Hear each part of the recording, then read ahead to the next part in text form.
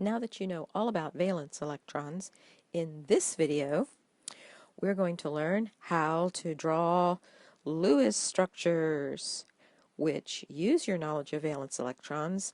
Lewis structures are also called electron dot diagrams because electrons, which as you know can be portrayed as an E with a minus sign, but in an electron dot diagram or a Lewis structure, they are portrayed as a dot. Now, I'm sure some of you would prefer the term electron dot diagram after you see what we're about to do than the term Lewis structure. But as our text points out, if you were to call it an electron dot diagram, it does not give proper attribution to Professor Lewis, who set back the frontiers of molecular chemistry. In order to do a Lewis structure, you need two things. One, you need an element symbol. And two, you need to know how many valence electrons that element has. For example, we're going to use the element that we started our investigation of valence electrons with, bromine. We know that bromine has atomic number 35, which means that it will have 35 electrons.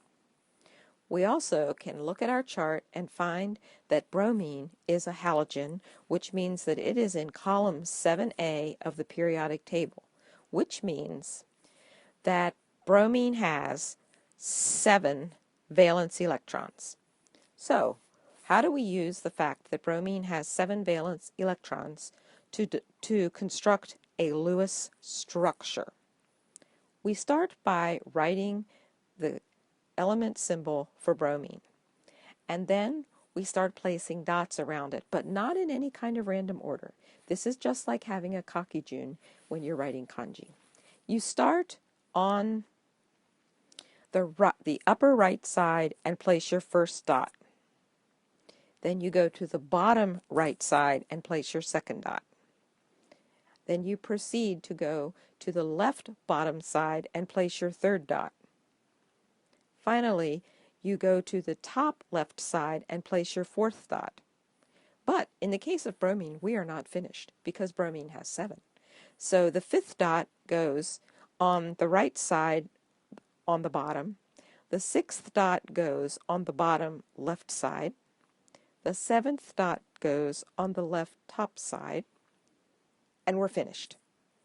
And now we have done a Lewis structure for bromine. Let's watch that again.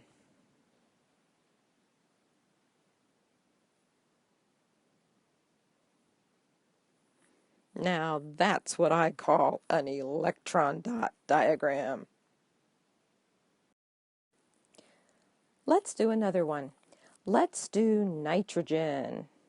Now nitrogen has 5 valence electrons.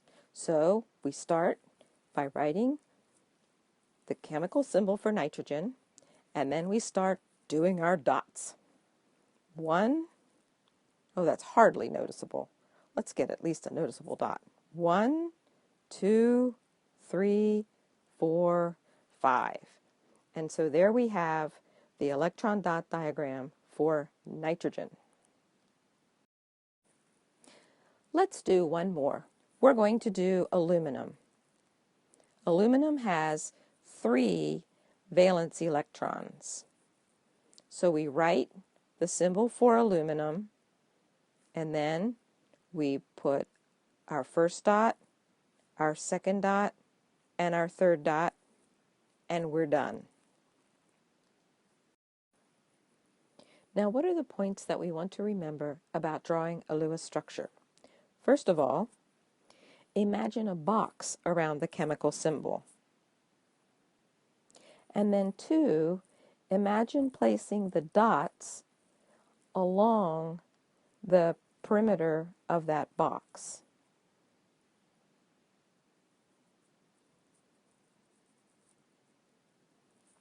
This will give you a nice, crisp Lewis structure.